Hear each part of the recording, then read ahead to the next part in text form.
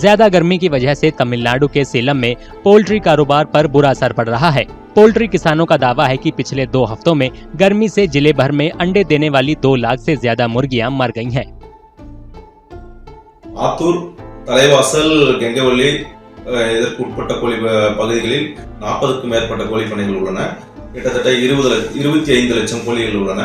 தினந்தோறும் 22 லட்சங்கள் முட்டை உற்பத்தி ஆகிக் கொண்டிருந்தது.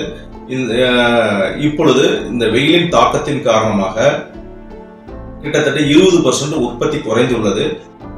पोल्ट्री किसानों की सरकार से मांग है कि कारोबार ठीक से चलाने के लिए उन्हें बिजली सप्लाई सही से दी जाए। बार बार बिजली कटौती की वजह से पोल्ट्री फार्मों के लिए पानी भी नहीं मिल पा रहा है। வறட்சியான பகுதியா என்பதால் இங்கு தண்ணீர் பற்றாக்குறை இருக்கிறது. வெளியில் இருந்துதான் தண்ணீர் கொள்முதல் பண்ணி கொண்டு வந்து கொடுத்து கொண்டுள்ளோம். இதில் மும்முனை மின்சாரமாக இருந்தால் எங்களுக்கு மிகவும் இருக்கும். மும்முனை மின்சாரம் வழங்கினால் மிகவும் கோழிப்பண்ணை தொழில் செய்வதற்கு ஏதுவாக இருக்கும். இந்த பகுதியில் பெரும்பாலும் விவசாயத்தை நோக்கியே இருக்கும் விவசாயிகள் நாங்கள். கால்நடைக்கு அடுத்தபடியாக கோழிப்பண்ணை இங்கு அதிகமாக உள்ளது.